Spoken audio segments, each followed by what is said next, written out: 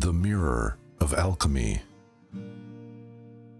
by Roger Bacon. Narrated by Matthew Schmitz.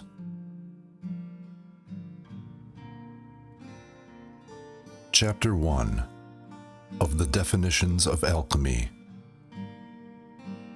In many ancient books there are found many definitions of this art, the intentions whereof we must consider in this chapter.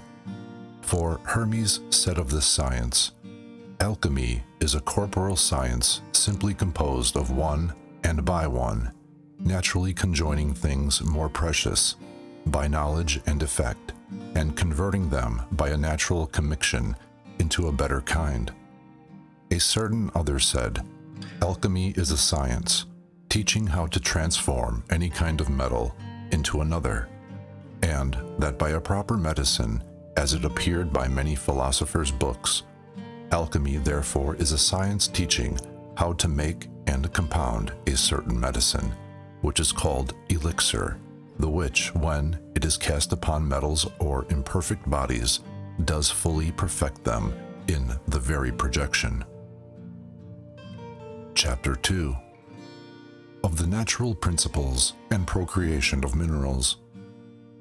Secondly, I will perfectly declare the natural principles and procreations of minerals, where first it is to be noted that the natural principles in the mines are argent vive and sulfur.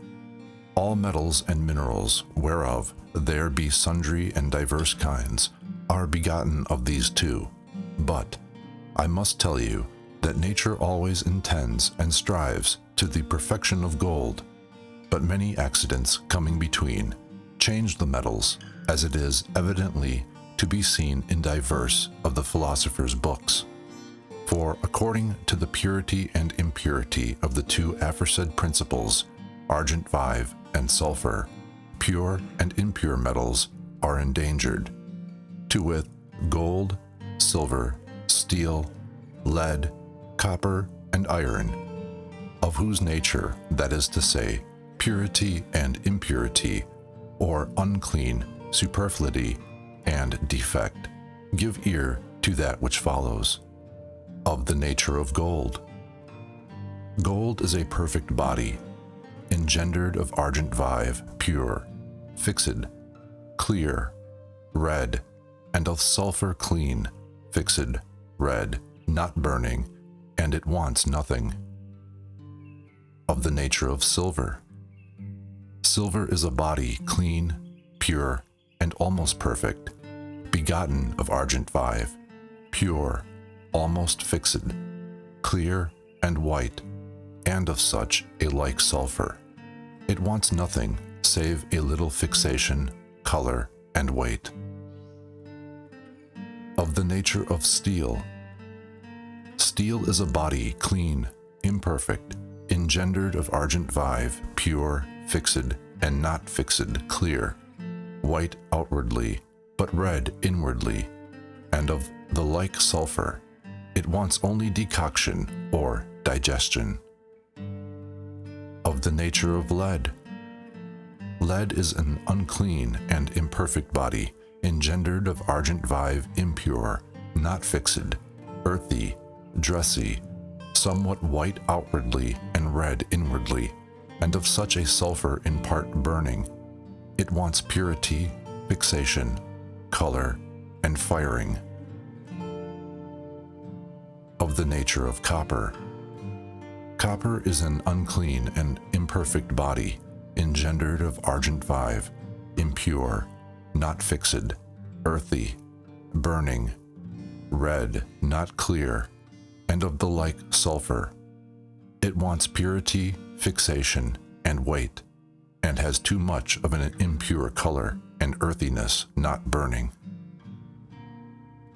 Of the nature iron. Iron is an unclean and imperfect body, engendered of argent vive, impure, too much fixed, earthy, burning, white and red, not clear, and of the like sulfur. It wants fusion, purity, and weight. It has too much fixed, unclean sulfur, and burning earthiness. That which has been spoken, every alchemist must diligently observe. Chapter 3. Out of what things the matter of elixir must be more nearly extracted. The generation of metals, as well perfect as imperfect, is sufficiently declared by that which has been already spoken. Now let us return to the imperfect matter that must be chosen and made perfect.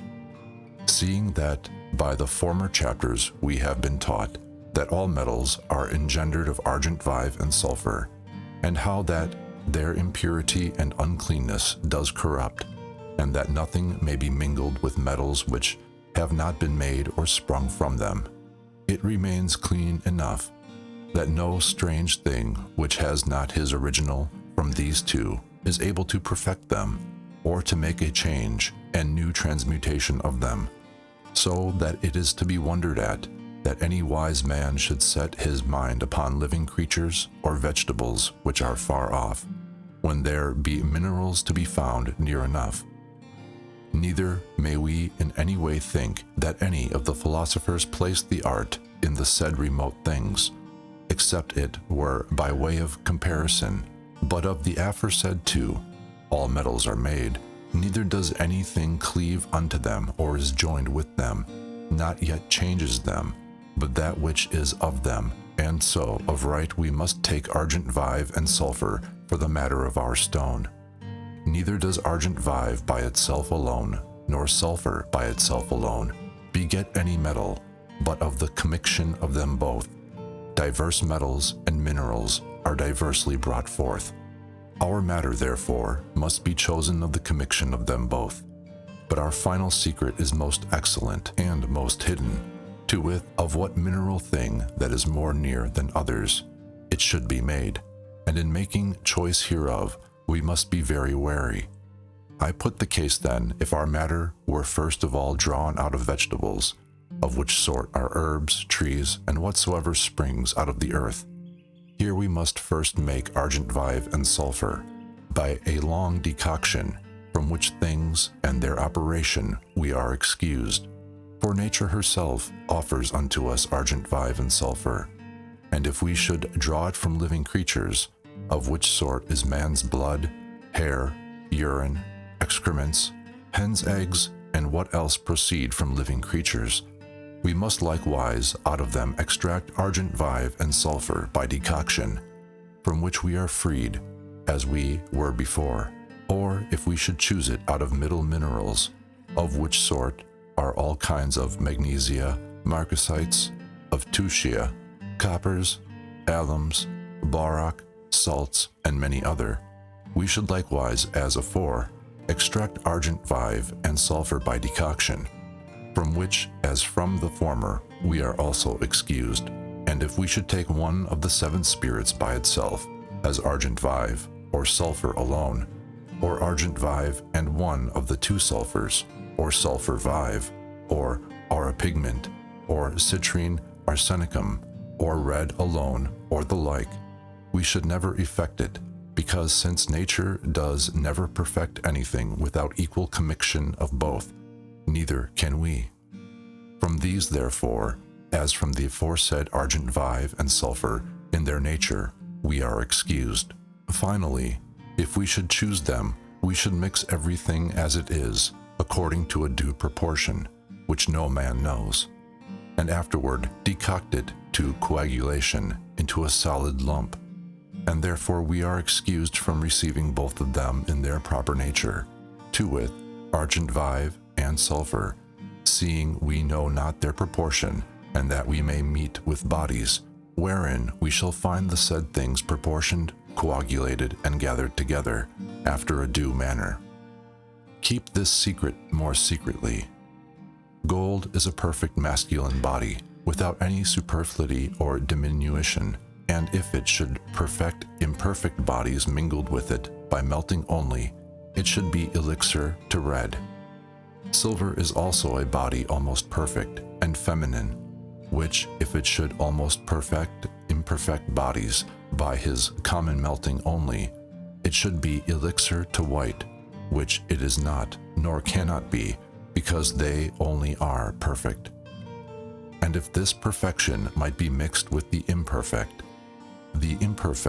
should not be perfected with the perfect, but rather their perfections should be diminished by the imperfect and become imperfect. But if they were more than perfect, either in a twofold, fourfold, hundredfold, or larger proportion, they might then well perfect the imperfect.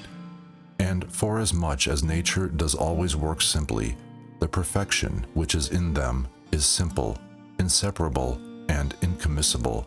Neither may they by art be put in the stone, for ferment to shorten the work, and so brought to their former state, because the most volatile does overcome the most fixed. And for that gold is a perfect body, consisting of argent vive, red and clear, and of such a sulfur. Therefore we choose it not for the matter of our stone to the red elixir, because it is so simply perfect, without artificial mundification, and so strongly digested and fed with the natural heat, that with our artificial fire we are scarcely able to work on gold or silver. And though nature does perfect anything, yet she cannot thoroughly mundify or perfect and purify it, because she simply works on that which she has. If therefore we should choose gold or silver for the matter of the stone, we should hard and scantily find fire working in them. And although we are not ignorant of the fire, yet could we not come to the thorough mundification and perfection of it, by reason of his most firm knitting together and natural composition. We are therefore excused for taking the first too red, or the second too white, seeing we may find out a thing or some body of as clean, or rather more clean sulfur and argent vive, on which nature has wrought little or nothing at all, which our artificial fire and experience of our art we are able to bring unto his due concoction, mundification, color, and fixation, continuing our ingenious labor upon it. There must therefore be such a matter chosen, wherein there is argent vive, clean, pure, clear, white and red, not fully complete, but equally and proportionably commixed after a due manner with the like sulfur, and congealed into a solid mass, that by our wisdom and discretion, and by our artificial fire, we may attain unto the uttermost cleanness of it, and the purity of the same, and bring it to that pass, that after the work ended, it might be 1,000,000 times more strong and perfect than the simple bodies themselves, decocted by their natural heat. Be therefore wise, for if you shall be subtle and witty in my chapters, wherein by manifest prose I have laid open the matter of the stone easy to be known, you shall taste of that delightful thing, wherein the whole intention of the philosophers is placed. Chapter 4. Of the manner of working, and of moderating and continuing the fire. I hope here, this time, you have already found out by the words already spoken, if you are not most dull, ignorant, and foolish, the certain matter of the learned philosopher's blessed stone, whereon alchemy works, while we endeavor to perfect the imperfect, and that with things more than perfect. And for that nature has delivered us the imperfect only with the perfect. It is our part to make the matter, in the former chapters declared unto us, more than perfect by our artificial labor. And if we know not the manner of working, what is the cause that we do not see how nature, which of long time has perfected metals, does continually work?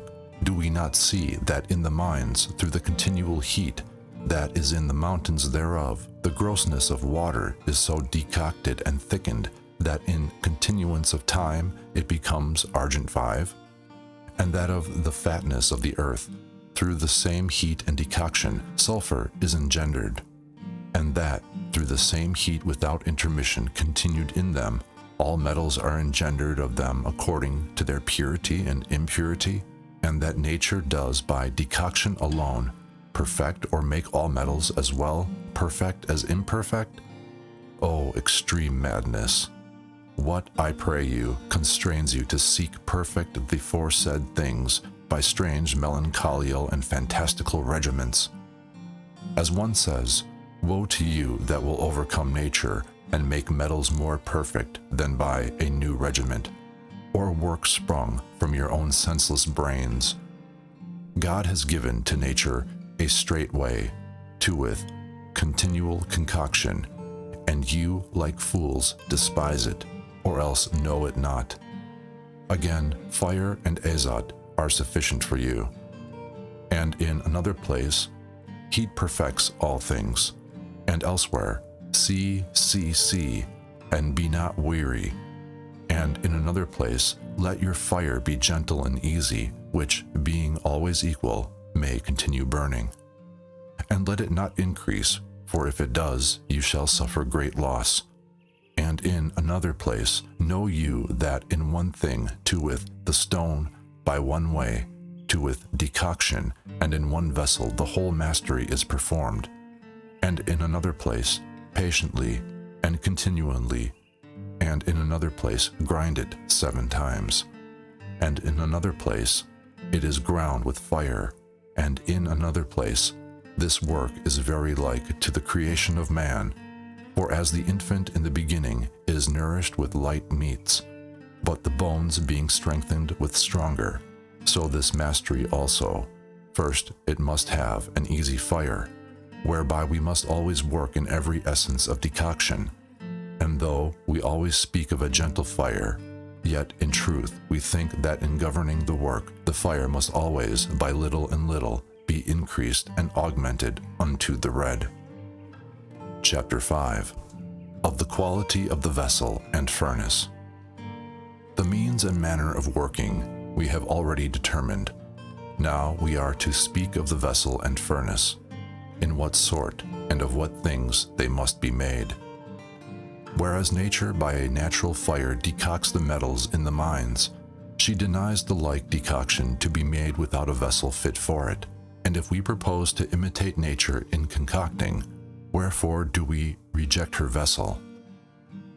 Let us first of all, therefore, see in what place the generation of metals is made. It does evidently appear in the places of minerals, that in the bottom of the mountain there is heat continually alike, the nature whereof is always to ascend, and in the ascension it always dries up, and coagulates, the thicker or grosser water hidden in the belly or veins of the earth or mountain, into argent 5. And if the mineral fatness of the same place arising out of the earth be gathered warm together in the veins of the earth, it runs through the mountain, and becomes sulfur, and as man may see in the foresaid veins of that place, that sulfur engendered of the fatness of the earth, as is before touched, meets with the argent 5, as it is also written, in the veins of the earth, and begets the thickness of the mineral water. There, through the continual equal heat in the mountain, in long process of time, diverse metals are engendered, according to the diversity of the place. And in these mineral places you shall find a continual heat. For this cause we are of right to note that the external mineral mountain is everywhere shut up within itself, and stony. For if the heat might issue out, there should never be engendered any metal. If therefore we intend to imitate nature, we must needs have such a furnace like unto the mountains, not in greatness but in continual heat, so that the fire put in, when it ascends, may find no vent, but that the heat may beat upon the vessel being close shut, containing in it the matter of the stone, which vessel must be round, with a small neck, made of glass or some earth, representing the nature or close knitting together of glass, the mouth whereof must be signed or sealed with a covering of the same matter, or with lute. And as in the mines, the heat does not immediately touch the matter of sulfur and argent 5, because the earth of the mountain comes everywhere between. So this fire must not immediately touch the vessel, containing the matter of the aforesaid things in it, but it must be put into another vessel, shut closed in the like manner, that so the temperate heat may touch the matter above and beneath, and wherever it be. more aptly and fitly, whereupon Aristotle says, in the Light of Lights, that mercury is to be concocted in a threefold vessel, and that the vessel must be of most hard glass, or, which is better, of earth possessing the nature of glass. Chapter 6. Of the accidental and essential colors appearing in the work. The matter of the stone thus ended, you shall know the certain manner of working, by what manner and regiment the stone is often changed in decoction into diverse colors, whereupon one says, so many colors, so many names.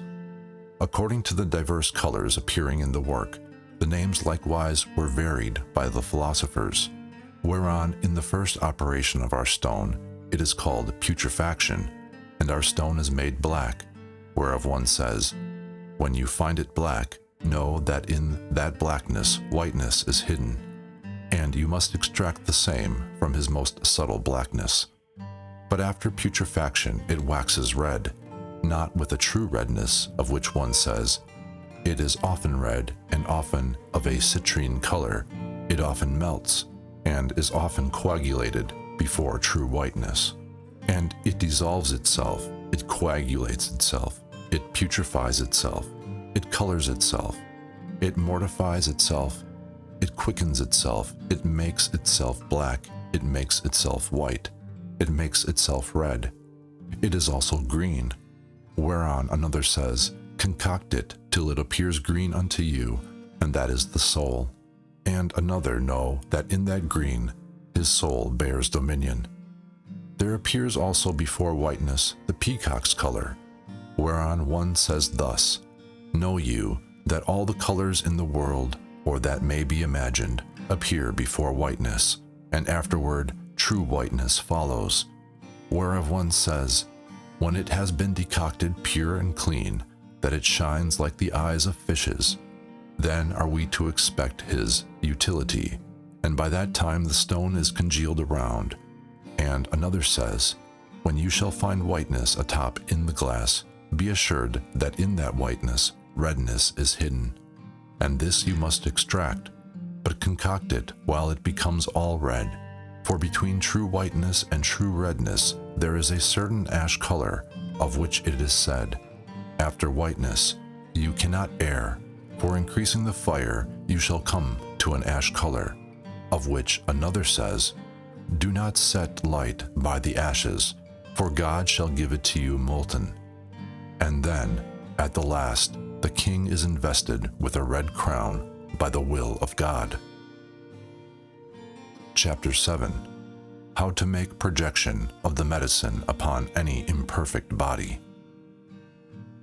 I have largely accomplished my promise of that great mastery for making the most excellent elixir, red and white.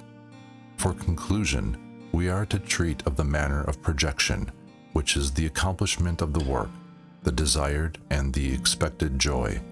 The red elixir turns into a citrine color infinitely, and changes all metals into pure gold.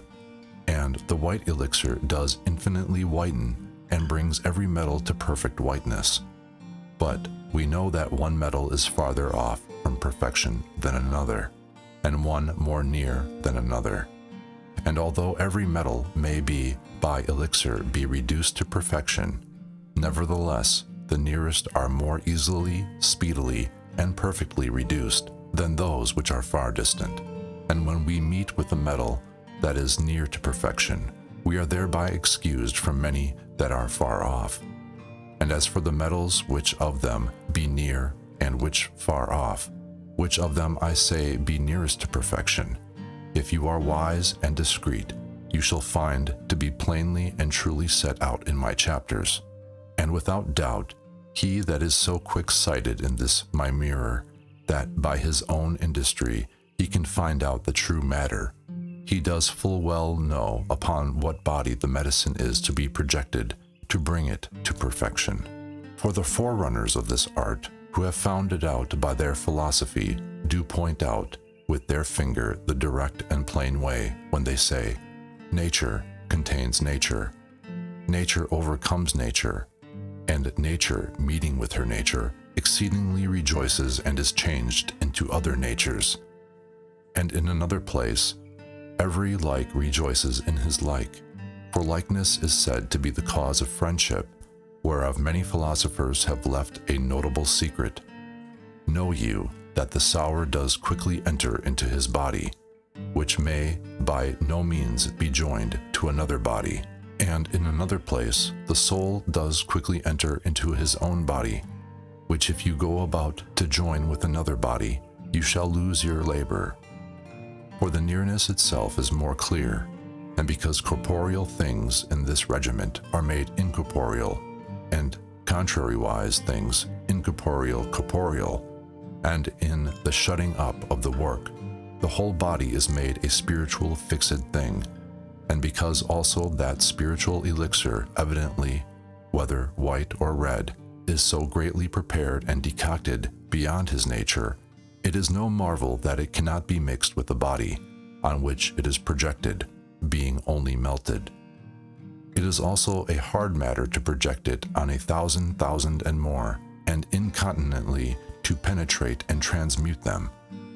I will therefore now deliver unto you a great and hidden secret. One part is to be mixed with 1,000 of the next body, and let all this be surely put into a fit vessel, and set it in a furnace of fixation, first with a lent fire, and afterwards increasing the fire for 3 days, till they be inseparably joined together. And this is a work of 3 days.